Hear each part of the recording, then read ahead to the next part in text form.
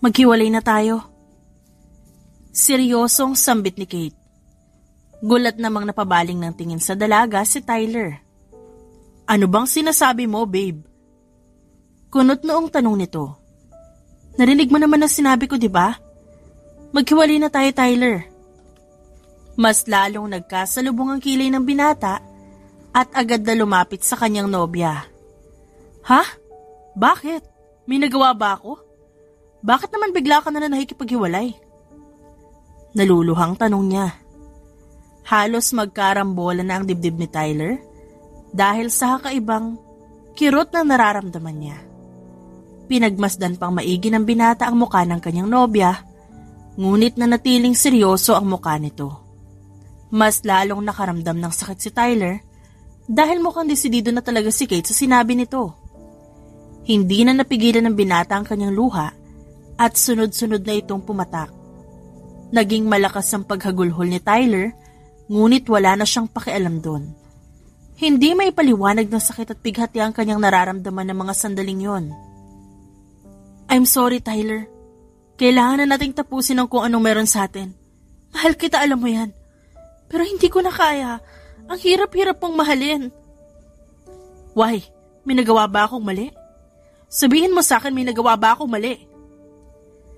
Dahil sa labis na panginginig ng mga tuhod, napaluhod na lamang si Tyler. Napatungo ang binata at doon nagsimulang umiyak ng umiyak. Wag naman ganito, babe. Ginagawa ko naman lahat Masaya naman tayo, di ba? Wala naman tayong problema. Pero bakit bigla ka na nakikipaghiwalay? Nagpatuloy sa pag-iyak ang binata at palakas yun ang palakas. Maging ang paghikbi nito, naging matunog na. Ilang minuto na ang nakalipas, wala pa rin naririnig na sagot si Tyler mula kay Kate. Dahilan para agad siyang mapatingala. Napamaang na lamang siya, kasunod ng patuloy na pag-agos ng kanyang luha dahil wala na sa harap niya ang kanyang nobya at naiwan na siyang mag-isa. Halos madurog ang puso ni Tyler ng mga sandaling yon at parang nagunaw na rin ang kanyang mundo. Kate, bakit? Naghihinagpis na bulong ng binata habang nakatingala sa kalangitan. Hindi na malaman ni Tyler kung ilang oras siyang nakalupagi sa lupa at umiiyak na parang bata. Saka pa lamang tumayo ang binata nang maikalma niya na ang kanyang sarili at tumigil na siya sa pag-iyak. Sunod-sunod na huminga ng malalim si Tyler bago siya nagsimulang maglakad papunta sa kanyang kotse. Hindi na nagsayang ng oras ang binata at agad nagmaneho pa uwi sa kanyang bahay. Sir, ano nangyari sa'yo? Gulat na bulalas ni Manang Amor at aligagang lumapit sa boss niya. Hayos ng huba kayo? Ba't ganyan na itsura niyo? Sunod-sunod na tanong nito. Dahil sa namumugtong mga mata ng binata, hindi nakatakas sa paningin ni Manang ang itsura niya. Naging dahilan yon ang pagtataka ng matanda. Marahang umiling si Tyler. Wala ito, Manang. Ayos lang po ako. Sambit niya at agad nagpatuloy sa paglalakad papunta sa kanyang kwarto.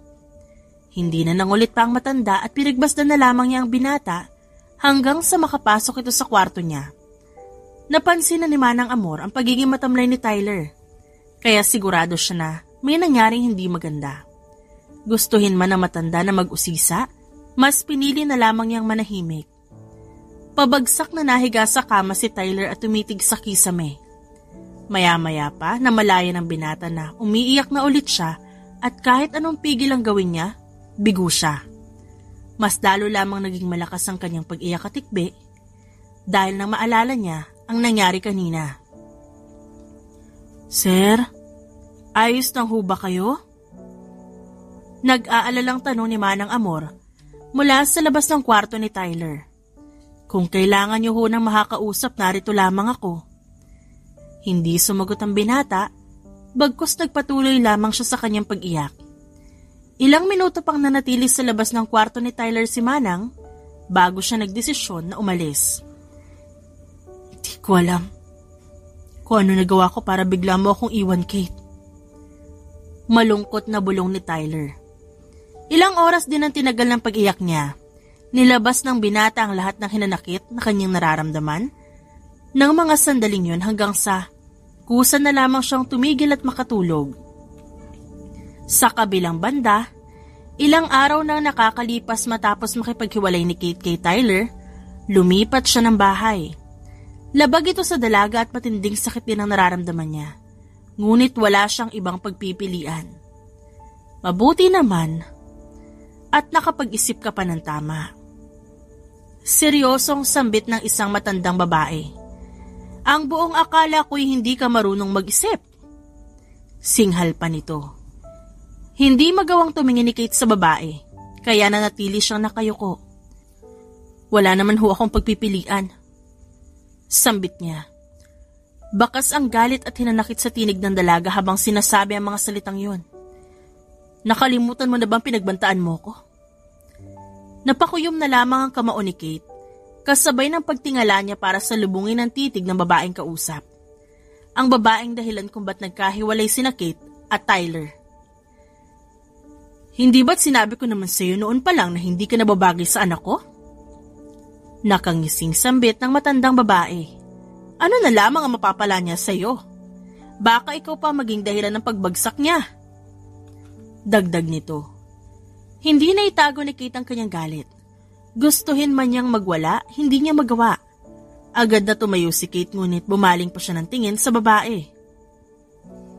Ano pa ba ang dahilan at pinapunta mo ako dito, Madam Lucy? Nagawa ko na ang gusto mo, di ba? Kunot noong tanong niya. Nakalimutan mo na atang kuhanin ang bayad ko.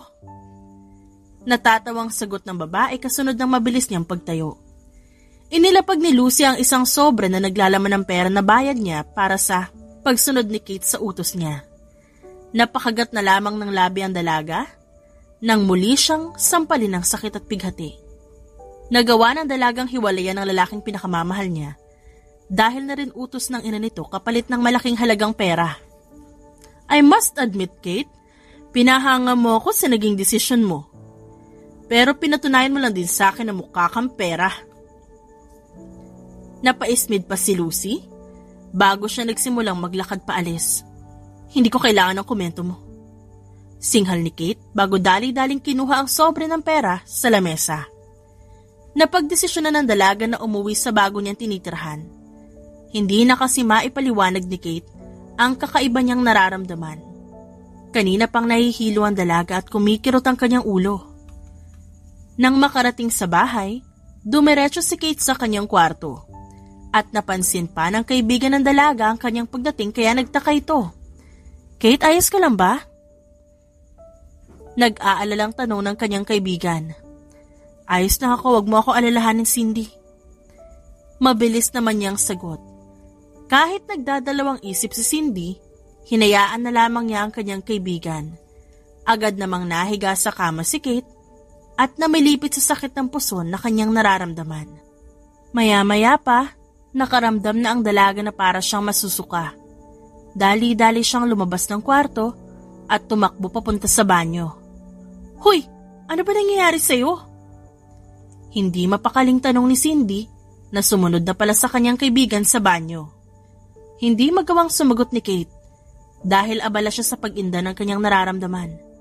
Ilang beses pang nasuka ang dalaga at nang maikalma ang sarili, marahan siyang tumayo. Haharap na sana si Kate sa kanyang kaibigan nang bigla na lang siyang mawala ng malay at tuluyang matumba. Kate! Aligagang sigaw ni Cindy at agad siyang nilapitan.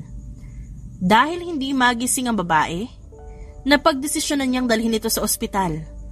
Habang nasa biyahe, mas lalong nataranta si Cindy. Dahil hanggang ngayon wala pa ring malay ang kaibigan niyang si Kate. Doc! Doc, nurse! Sigaw ni Cindy na makapasok sila ng ospital. Agad lumapit ang isang nurse sa babae. Ano pa nangyari, ma'am? Bigla na lang po siyang nawala ng malay eh. Nagsusuka rin po siya bago matumba. Gawin niyo po lahat para umayos ang lagay niya. Natatarantang sagot ni Cindy at naiiyak pa niyang sabi. Okay, ma'am, kami na pong bahala. Agad na inasikaso ng nurse ang walang malay na si Kate at dinala sa isang kwarto. Wala namang ibang nagawa si Cindy, kundi ang sumunod sa nurse at panoorin kung ano man ang gagawin ng mga ito sa kanyang kaibigan. Ilang oras pang lumipas, bago nagkaroon muli ng malay si Kate. Hindi naman napigilan ni Cindy ang kanyang pag-iyak dahil sa labis na pag-aalala niya para sa kaibigan. Nasaan ako? Kunot noong tanong ni Kate. Anong nangyari? Nawalan ka ng malay, friend. Mabuti naman at nagising ka na, sabi ng doktor. Dahil sa pagod at sobrang panghihina ng katawan, huwag mo naman sana pabayaan ang sarili mo. Napasapu pa sa ulo si Kate nang bahagya siyang makaramdam ng kirot mula rito. Sinubukan pa ng babae na umupo, ngunit agad din naman siyang pinigilan ng kaibigan. Mahiga ka lang daw muna. Sambit ni Cindy na pinagtaka naman ng kanyang kaibigan. Bakit? May masama bang nangyari sa akin? Di ko rin alam pero yun ang bilin ng nurse. Hintayin na lang natin yung pagbalik niya. Walang ibang nagawa si Kate kundi sumunod na lamang. Kahit papaano nabawasan ang pananakit ng ulo niya at nawala na rin ang pagsakit ng kanyang puson. Sabay na napatingin ng magkaibigan sa pinto nang bigla itong bumukas. Kasunod nun ay ang pagpasok ng isang nurse na agad lumapit sa kama ni Kate. Congratulations, ma'am! You're 3 months pregnant po!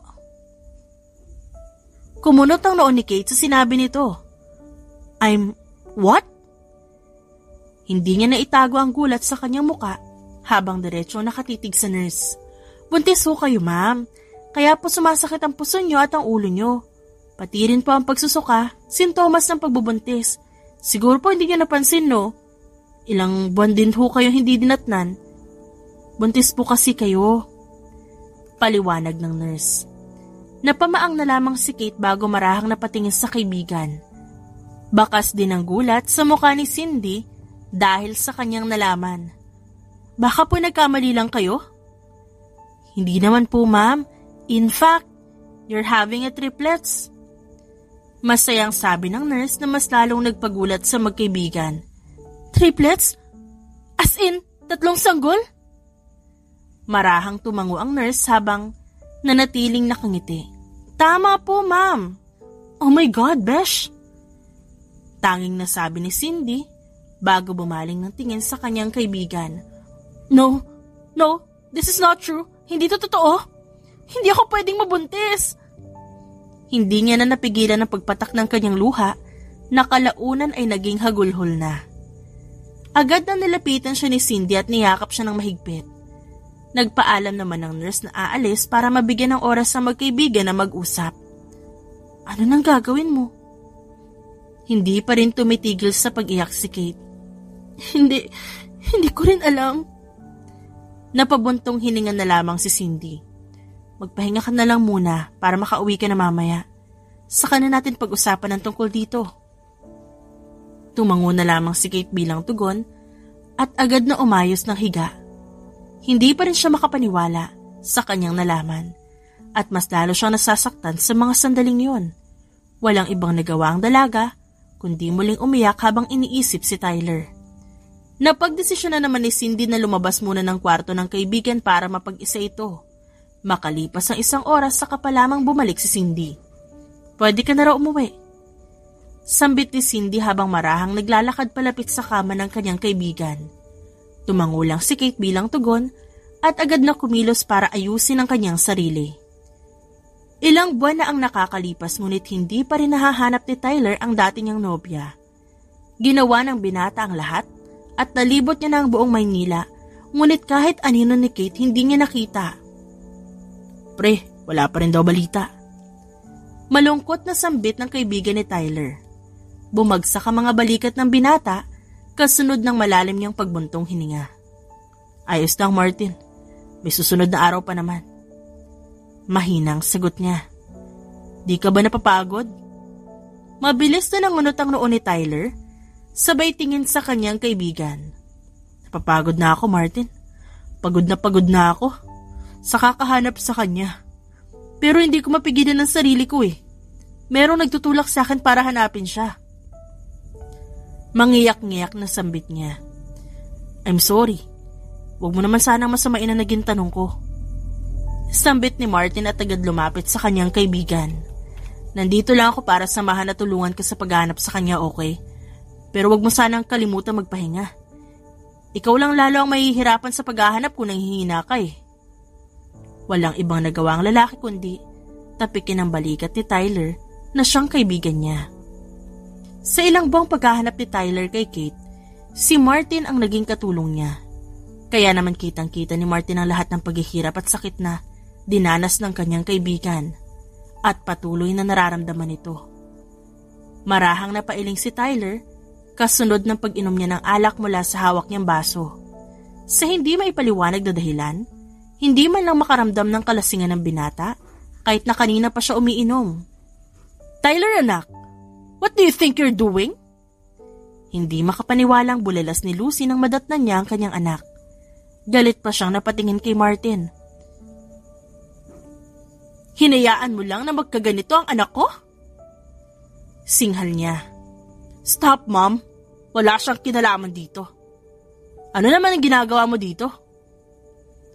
Saad ni Tyler sa kanyang ina. "Huwag mo akong kausapin ng ganyan, Tyler. I am your mother, and you should respect me. Hindi kita pinalaki para ganituhin ako. Matuto kang gumalang. Kung balak mong sirain ang buhay mo, sabihin mo lang hindi yung ganito ang ginagawa mo." Sunod-sunod na sigaw nito. Bahagyang natawa ang binata sa matandang ginang. "Whatever. Kita na lang tayo bukas." Singhal niya at ibinaling ang tingin sa kaibigan. "Ingat, Martin." Tumango naman si Martin at agad naglakad palabas. Agad namang tumayo si Tyler at pumunta sa kanyang kwarto. Hindi na pinansin ng binata ang kanyang ina na naiwang nakamaang sa may sala. "Mag-usap nga tayo, Tyler. Ano ba yung ginagawa mo sa buhay mo? Hindi ka naman mauubusan ng babae kaya ba't ka nagkakaganyan dahil lang sa babaeng yun? Marami ka pang makikilalang babae na mas nababagay sa'yo." "Wag ngayon, Ma'am. Please." Walang ganang sagot niya. "At kailan pa? Kapag sira na yung buhay mo? Mag-isip ka nga na maayos. Sinasayang mo lang pinaghirapan mo dahil dyan sa ginagawa mo." "Ano naman sa'yo kung masira ang buhay ko? Hindi ba't yun naman ang gusto mo? Kaya ka gustong gusto mo maghiwalay kami ni Kate, di ba? Alam mong ganito ang mangyayari sa akin kapag nawala si Kate. Sana masaya ka na ngayon dahil iniwan niya na ako." Nanggagaliiting singhal ni Tyler. "Huwag ka nang magpanggap na nag-aalala ka sa akin dahil alam kong ikaw ang pinakamasayang tao ngayon dahil iniwan na ako ni Kate. Kung ano man yung pagpapanggap na ginagawa mo, tigil mo na." Hindi na nakapagsalita si Lucy at agad na patigil sa pagsunod sa kanyang anak. Aminado ang babae na nakaramdam siya ng takot dahil sa naging reaksyon ng anak niya kaya napagdesisyonan niya na lamang na hayaan ito. Pabagsak na nahiga sa kama ang binata habang pilit pinipigilan ng kanyang sariling pag-iyak. Kahit ilang buwan na ang nakalipas na natili pa rin ang sakit sa puso ni Tyler dahil sa pag-iwan sa kanya ni Kate. "Hindi ako titigil hanggat di kita nahanap, mahal ko." Mahinang bulong ng binata habang unti-unti siyang nilalamon ng antok. Kinabukasan, tanghali nang nagising si Tyler. Hindi na rin siya nagbadali sa pag-aayos ng kanyang sarili at nang makontento, saka siya umalis ng bahay. Ilang linggo na rin hindi pumapasok ang binata sa kanyang kumpanya, kaya naman naisipan niyang pumasok ngayon. "Oh, mabuti naman at naisipan mong pumasok. Tambak na ang gawain mo ah." Bungad na pang-aasar sa kanya ni Martin na kanyang kaibigan nang makita niya ito. "Ito na nga oh, may panibago na namang madadagdag." "Nakakahiya kasi sa'yo, pre." Singhal naman ni Tyler. Dumiretso ang binata sa kanyang opisina at sumunod sa kanya si Martin. Aminado naman si Tyler na kahit pumasok siya ngayon, ay ang utak at atensyon niya sa ibang bagay na katuon. "Alam mo, mas mabuti kung pilitin mo ang sarili mong mag-focus sa ibang bagay, kahit paminsan-minsan lang, para naman mabawasan yung iniisip mo. Bumibilis tuloy ang pagtanda na itsura mo, oh." Sambit ni Martin nang maibaba niya ang papeles na bitbit niya. "Kung kaya ko lang gawin yan kahit di mo na sabihin." Sagot naman ni Tyler bago nagpakawala ng isang malalim na buntong hininga. "Alam mo naman kahit saan ako magpunta si Kate lang lagi ang nasa utak ko eh. Kahit anong pilit ang gawin ko, hindi ko siya maalis sa utak ko." Napailing na lamang si Martin. "Pinipigilan mo lang din kasi ang sarili mo. Ang mabuti pa sumama ka na lang sa akin mamaya. Kung sa bar din lang, wag na lang." "Hindi no, di naman ako nagpupunta sa mga ganong lugar." "Eh san? Sa mall, maglilibot lang. Natatawang sagot ni Martin. Sa tingin mo ba mawawala mga isipin ko kung pupunta ako dyan? Nagkibit balikat naman si Martin bago marahang naglakad papunta sa pinto. Wala namang mawawala kung susubukan mo, diba? Sambit niya bago siya tuluyang lumabas ng opisina ng kanyang kaibigan. Napailing na lamang si Tyler ngunit saglit din siyang napaisip sa sinabi ni Martin. Makalipas ang ilang minuto, itinuon na ng binata ang kanyang atensyon sa mga gawain sa kanyang harapan at pinilit ang sarili na mag-focus sa mga ito. Kahit papaano, nakapag-focus ang binata sa kanyang trabaho at natapos ang ilan sa kanyang mga gawain. Mabilis na lumipas ang mga buwan, kahit natatakot at kinakabahan, pilit tinatatagan ni Kate ang kanyang sarili para sa kanyang panganganak. Nariyan naman si Cindy na siyang kasama ng babae na mga sandaling nagsilang siya ng sanggol na 3 malulusog na sanggol at ang cute pa. Kate, kamusta pakiramdam mo? Tagal mo rin nakatulog ah. Nakakatakot pala talaga magbuntis ng triplets. Ayos naman. Nasaan ang mga anak ko? Nahihirapang sagot ng dalaga kasunod ng kanyang pagtingin sa paligid. Inaasikaso na sila ng mga nurse para malinisan. Maya-maya lang dadalhin na sila dito. I'm so proud of you. Masayang sambit ni Cindy. Hindi na rin napigilan ni Kate ang mapangiti. Thank you ah. Thank you dahil nandito ka para samahan ako. Aniya. Wala yun, friend. Hindi naman kita pwedeng pabayaan mag-isa, no? Alam mo naman parang kapatid na kita.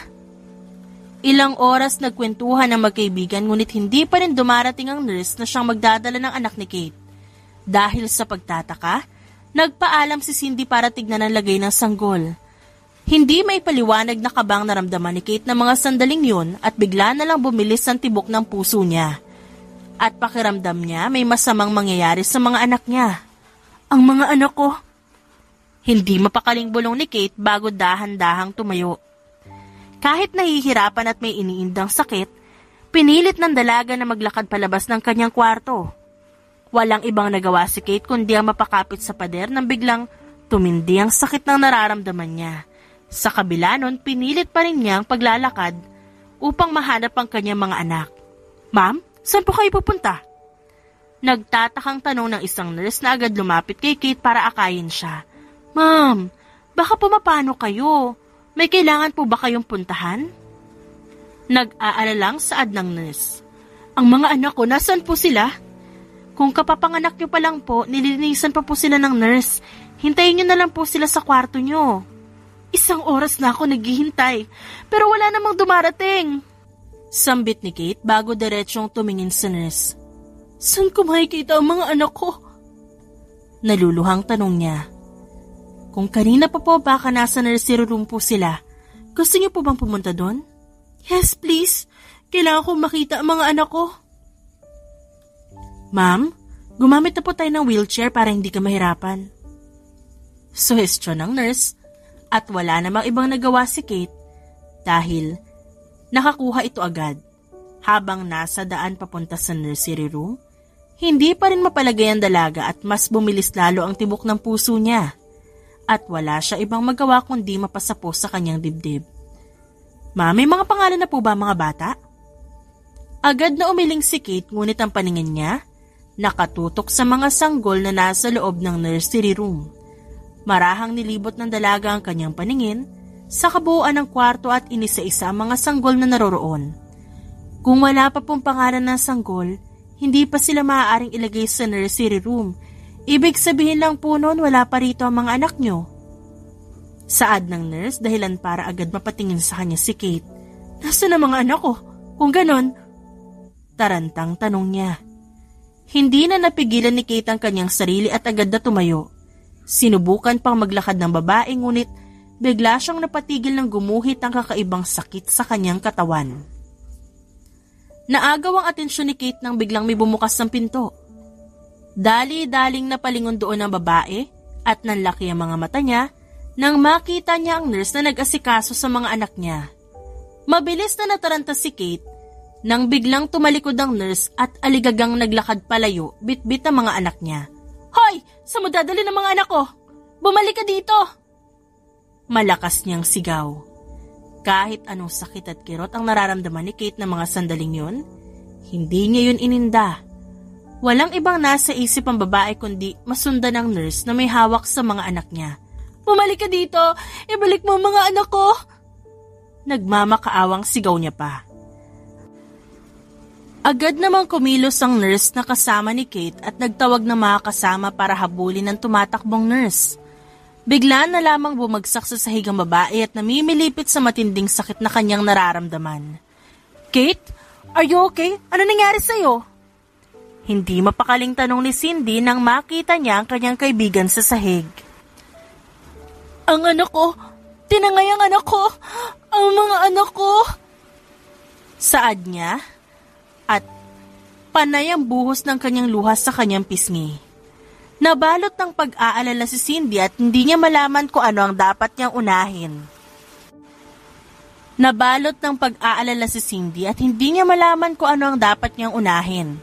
Ang habulin ba ang tumangay sa mga anak ng kanyang kaibigan o tulungan muna si Kate?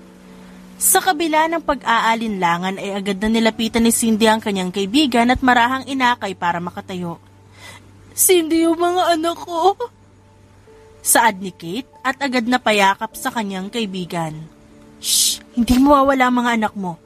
Mahuhuli ng ibang mga nurse yun. At panigurado may security guard dito. Hahabulin nila yun.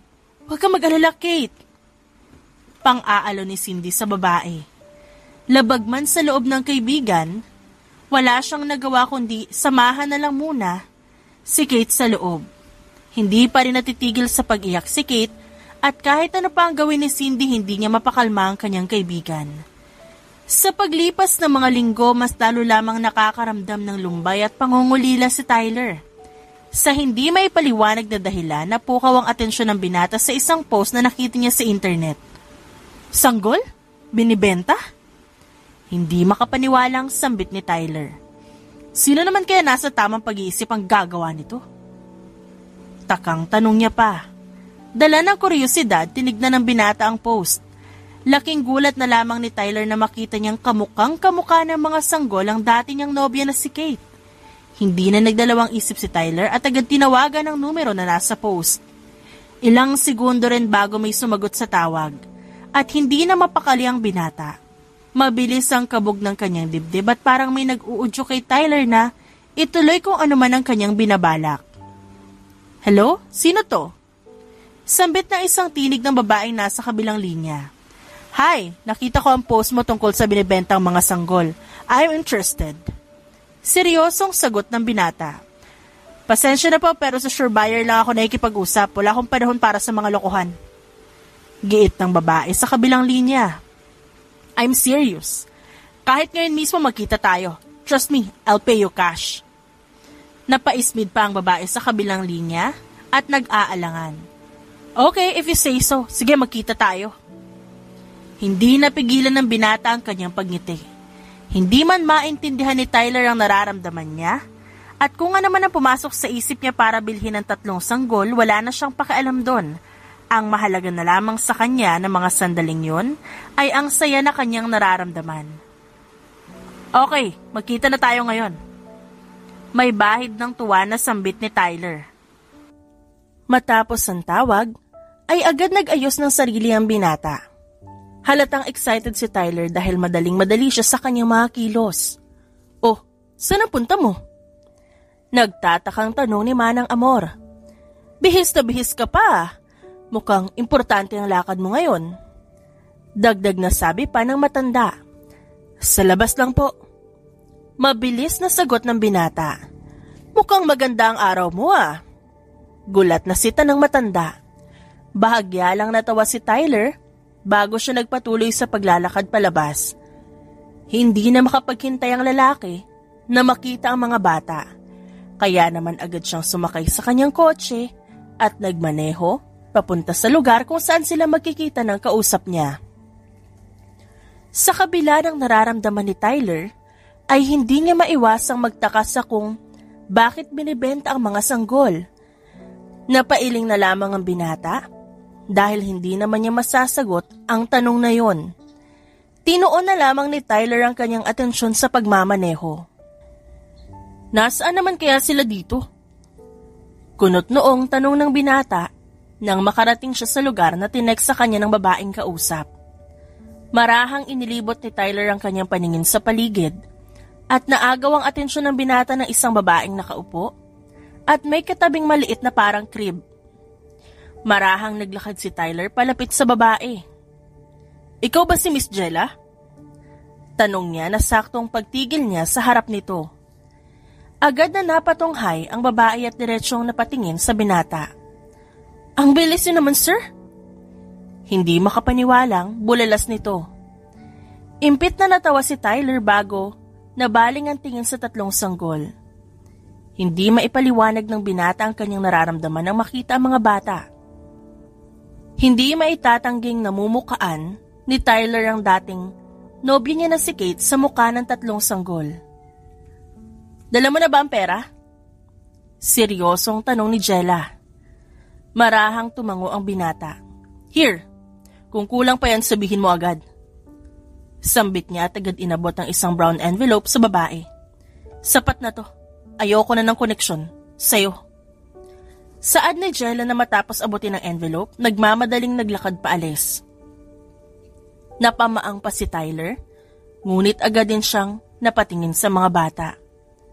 Kahit nahihirapan, binuhat ng binata ang parang crib na pinaglalagyan ng tatlong sanggol at nagsimula siyang maglakad pabalik sa kanyang kotse. Hindi nawala ang ngiti sa labi ng binata habang nagmamaneho siya pauwi. Sigurado na ang binata na magugulat si Manang Amor kapag nakita niya ang mga kasama, pero mas magugulat ang kanyang ina. Sa kabila nun wala siyang pakialam. Ang mahalaga masaya siya ng mga sandaling yun. "Sir?" Nanlalaki ang mga matang sambit ni Manang Amor nang makita niya ang pagdating ng kanyang boss. "Ano po iyang dala niyo?" Mas lalong naging malawak ang ngiti ni Tyler bago siya diretsyong naglakad palapit sa matanda, bit-bit ang crib na kinalalagyan ng mga sanggol. "Diyos ko, mahabagin! Saan mo nakuha mga yan?" Hindi makapaniwalang singhal ni Manang Amor. "Wala ba kayo ng mukhaan sa kanilang tatlo?" Wala sa sariling tanong ni Tyler. Mas lalong napakunot ang noo ng matanda bago tinitigang mabuti ang mga bata. "Kamukha nila si Kate. Anak ninyo?" Marahang umiling ang lalaki. "Hindi, Manang. Nakita ko lang na binibenta ang mga batang ito kaya binili ko." "Ano? Sino naman ang walang pusong gagawa ng ganyan? At ano namang nakain mo para bilhin ang mga ito?" Nagkibit balikat naman si Tyler bago ngumiti. "Hindi ko rin alam, Manang. Parang may bumubulong sa akin na bilhin ko sila. Besides, hindi ba't kamukha sila ni Kate?" "Sigurado akong hindi matutuwa ang mami mo kapag nalaman niya yan." Napapailing na saad ng matanda. "Wala naman ho akong pakialam sa kanya, Manang. Masaya ako sa desisyon ko at wala siyang magagawa doon." Nagpatuloy na sa pagpasok sa loob ng bahay ang binata at walang ibang nagawa si Manang Amor kundi ang sumunod sa kanya. Sa kabila ng pag-aalala, masaya ang matanda para sa kanyang boss dahil ngumingiti na ulit ito. "Magpapahinga muna kami, Manang." Paalam ni Tyler na agad dumiretso sa kanyang kwarto kasama ang mga bata.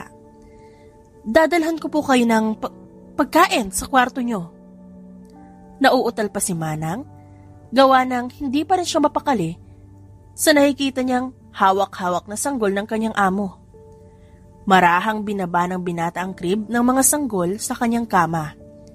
Isa-isang tinignan ni Tyler ang mga bata, dahilan para mas lalo siyang mapangiti. "Ano kaya ipapangalan ko sa inyo?" Saglit pang natahimik si Tyler at nag-isip. Bigla namang pumasok si Manang Amor sa kwarto na may mga dalang lampin at maliliit na damit. "Nakita ko sa bodega.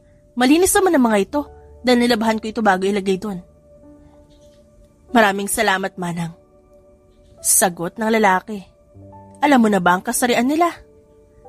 Biglang tanong pa ng matanda. "Hindi pa nga ho eh." "Ay halika, palitan natin ang damit para malaman natin." Nakangiting saad ni Manang Amor at tumango naman ang lalaki bilang tugon. Dahil nangungulila sa mga bata ang matanda, hindi niya rin naipaliwanag ang kasiyahang nararamdaman niya habang pinapalitan ng damit ang mga bata.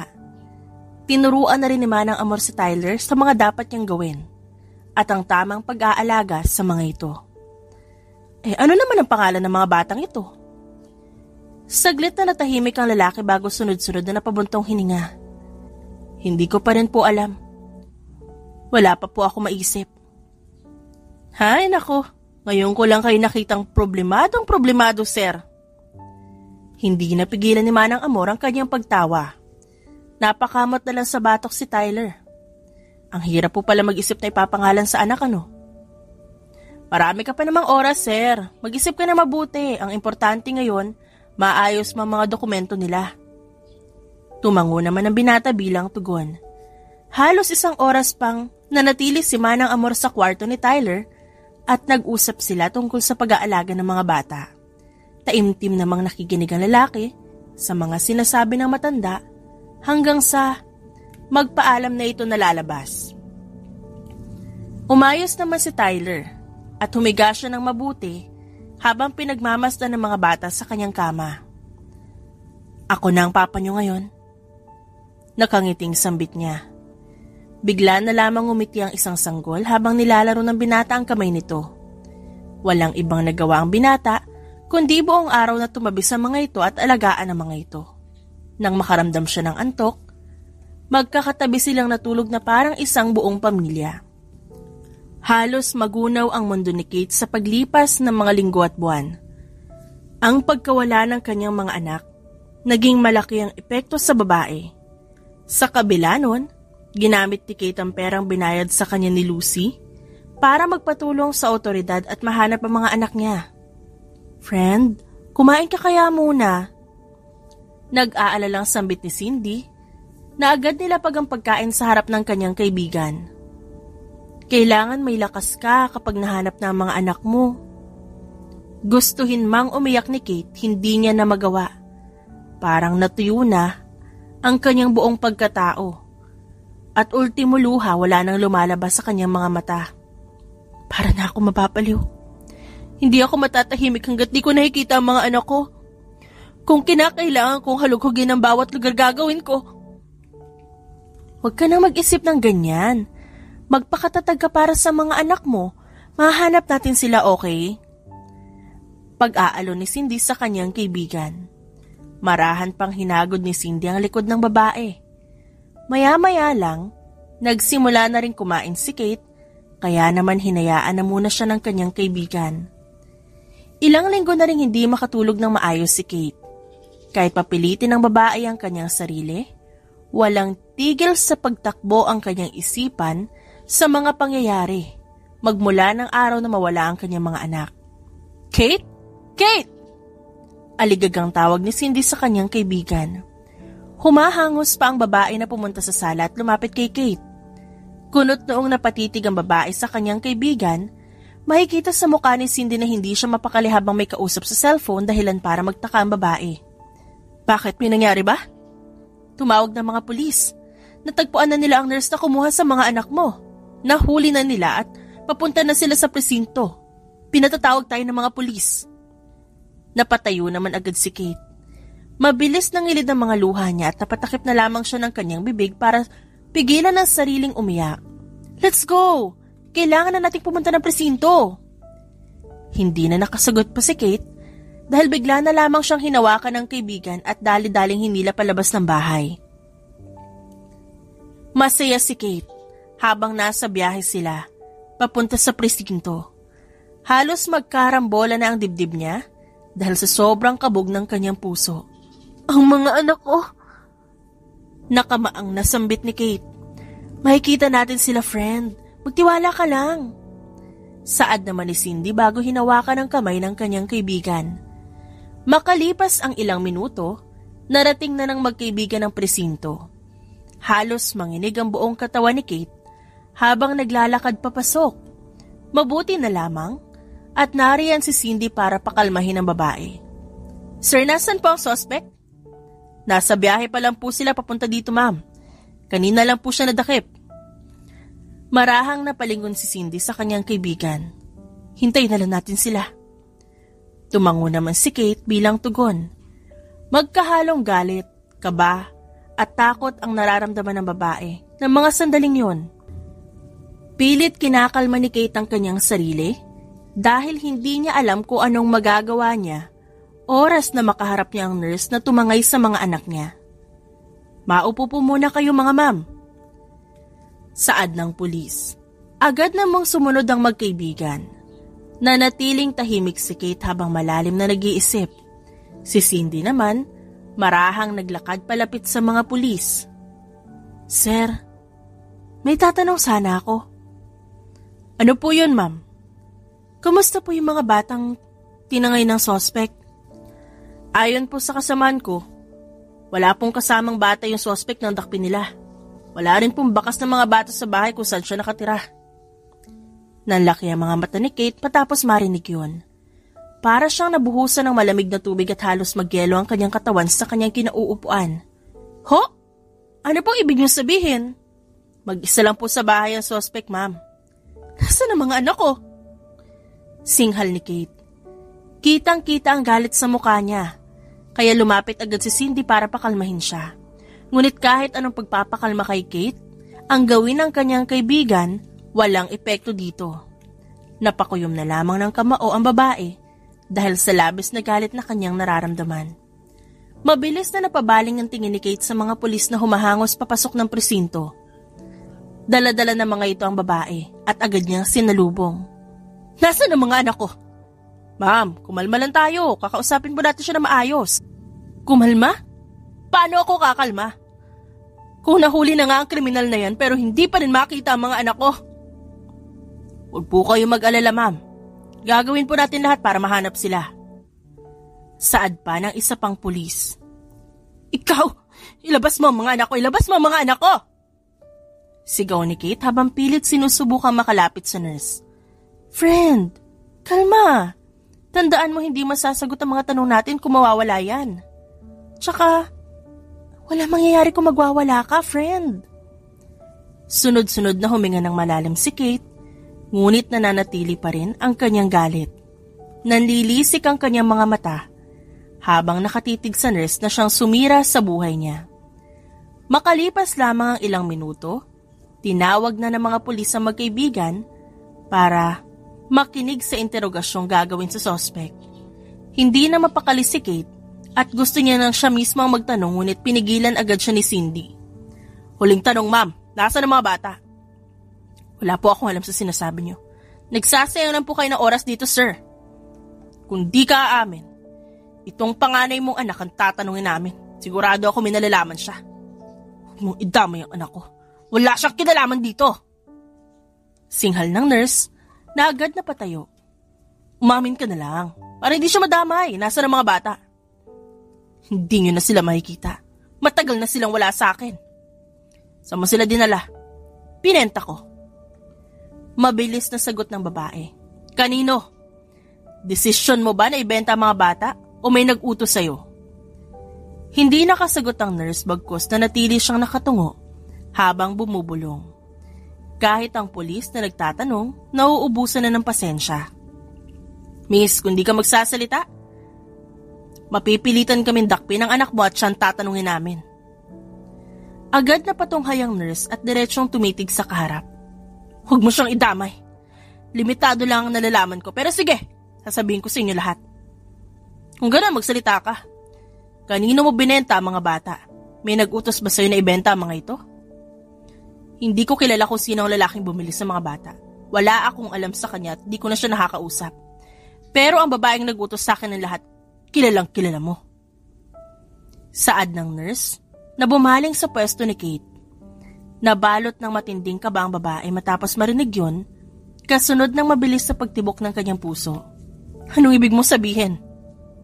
Bahagyang natawa ang nurse. Ang babaeng nag-utos sa akin para itakas ang mga anak mo sa ospital. At ang babaeng nag-utos sa akin para ibenta ang mga ito'y iisa. Mag-isip kang mabuti. Sigurado akong natatandaan mo. Ang babaeng may malaking galit sa'yo. Hindi mo siya makakalimutan basta-basta. Natatawang sabi ng nurse. Hindi na napigilan ni Kate ang kanyang sarili at agad niyang nilapitan ito. Kitang-kita sa mukha niya ang galit. Ngunit pilit niya pa rin kinokontrol ang sarili. Sabihin mo sa akin sino?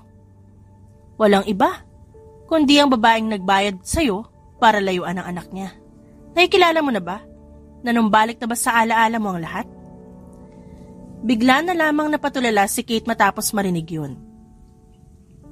Agad ng lambot ang tuhod ng babae, dahilan para mapaluhod siya kasunod ng pagsapos sa kanyang dibdib. Kate, kilala mo ba ang tinutukoy niya? Friend, hoy! Ayos ka lang ba? Sumagot ka naman! Naging mabigat ang bawat paghinga niya. Unti-unting sumisikip ang dibdib ni Kate kasabay ng matinding pagkirot nito.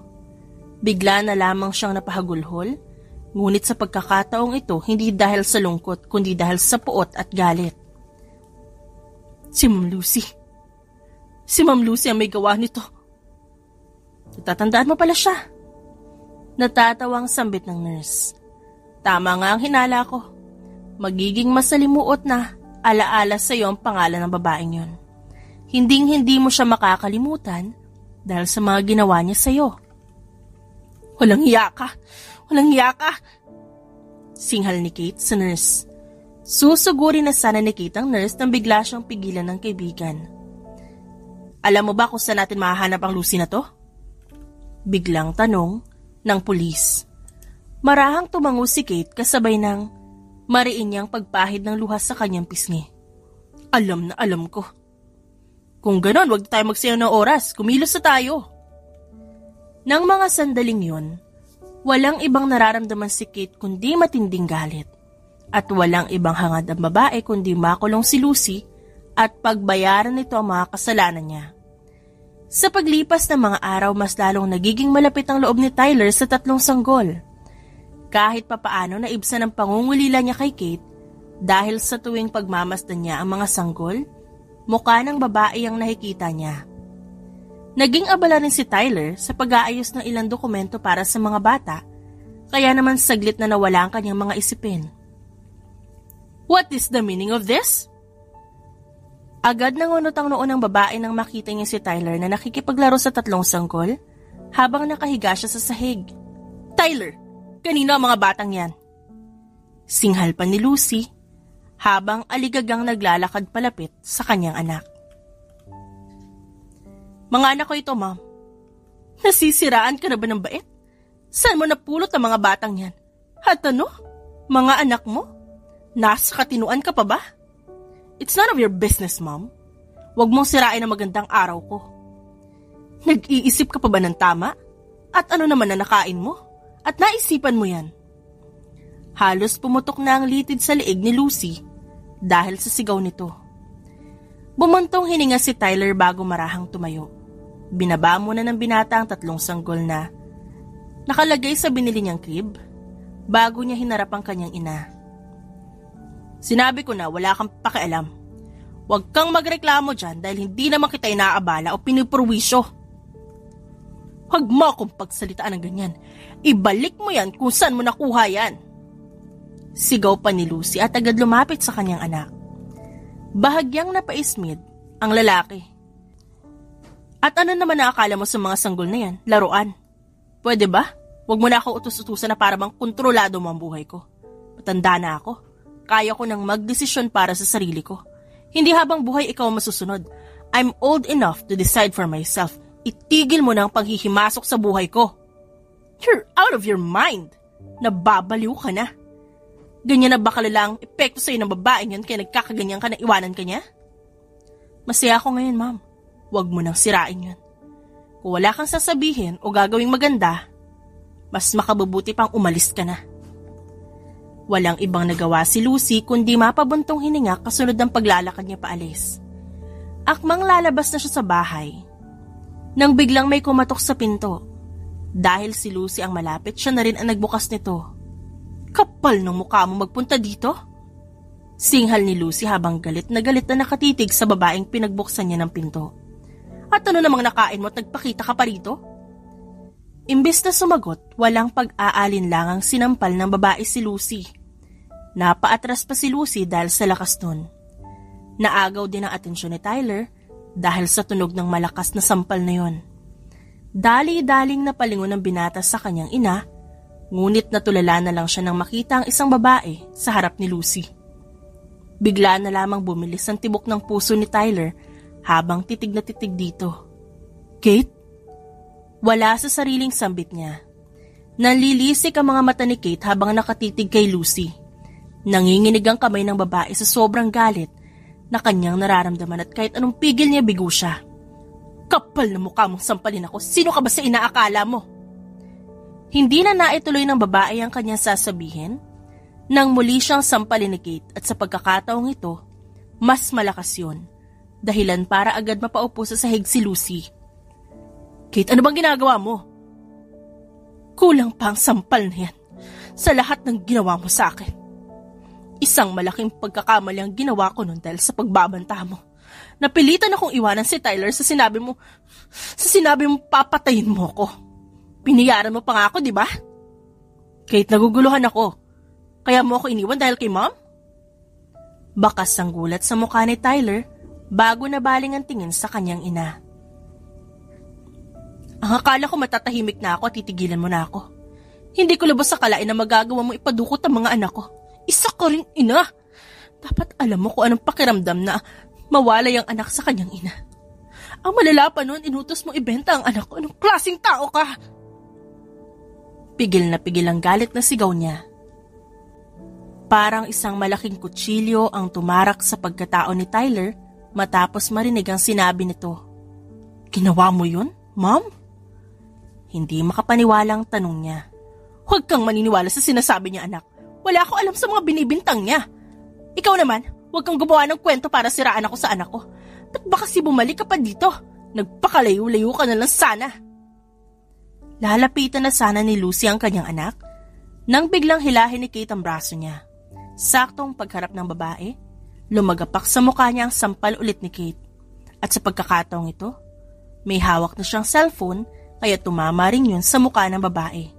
Huwag kang magsinungaling dahil nandiyan lahat ng pruweba ng pinaggagawa mo. Di ka tao! Demonyo ka! Kahit nababalot ng gulat, agad binulot ni Tyler ang cellphone. Tinignan ng binata ang lahat ng pruwebang sinasabi ni Kate at halos madurog ang puso niya sa kanyang nakita. Huli na nang napansin ni Tyler na umiiyak na rin pala siya. Napasapo pa siya sa kanyang dibdib sa labis na paghihinagpis. Ngunit naagaw ng isang larawan ang atensyon ni Tyler, dahilan para kumunot ang kanyang noo at napabaling siya ng tingin sa crib kung saan nakahiga ang mga sanggol katabi ni Manang Amor. What have you done, Mom? Luha ang tanong ni Tyler. Wala akong ginawang masama, anak. Ginawa ko lang kung ano ang tama. Kahit sa ang anggulo tignan, hindi ka nararapat sa anak ko at hindi ko hahayaang mapunta siya sa isang tulad mo. Kaya ba ayos ng sino maging isang kriminal? Ha? Ibang klase ka rin naman talaga. Kung ikaw ang nanay ko, pagsisisihan ko talaga. Shut up! Wala kang karapatang pagsalitaan ako ng ganyan. Isa ka lamang hamak na hampas lupa kaya wala kang lugar sa mga sinasabi mong yan. Tigil mo na yan. Itigil mo na ang pagsisinungaling dahil wala akong ginagawang masama. Enough, Mom. Hindi ako makapaniwalang aabot sa ganito ang gagawin mo. Hindi na ikaw ang nanay na kinalakihan ko. No, anak. Wala akong kasalanan. Wala akong kinalaman sa mga sinasabi ng babaeng yan. Huwag ka nang maniwala sa kanya dahil nagsisinungaling lang siya. Hindi totoo ang mga sinasabi niya. Nagsusumamong sambit ni Madam Lucy. Nagulat na lamang sila nang sunod-sunod na pumasok ang mga pulis at agad na lumapit kay Lucy. Lucy Frances, you're under arrest. What? Wala akong kasalanan. Huwag kayong lalapit. Sumama ka na lang na matiwasay, ma'am. Huwag na natin palakihin palalo ang gulo na to. Huli na ang lahat para makatakbo pa si Lucy dahil nahawakan na siya ng pulis at agad na pinusasan. Masakit para kay Tyler na makita ang nangyayari sa kanyang ina.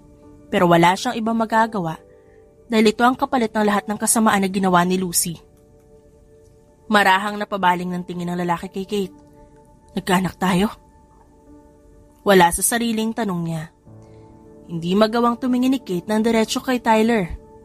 Walang ibang nagawa si Kate kundi ang tumungo habang pinipigilan ng kanyang pag-iyak.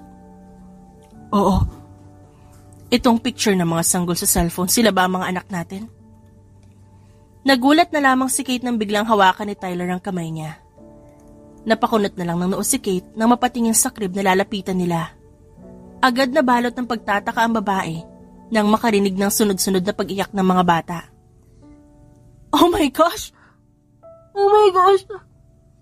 Gulat na bulalas ni Kate nang makita ang 3 sanggol na umiiyak sa crib. Tumulo na ng tuluyan ang luha niya. Kung ganun, tunay na mga anak ko pala mga ito. I can't believe it.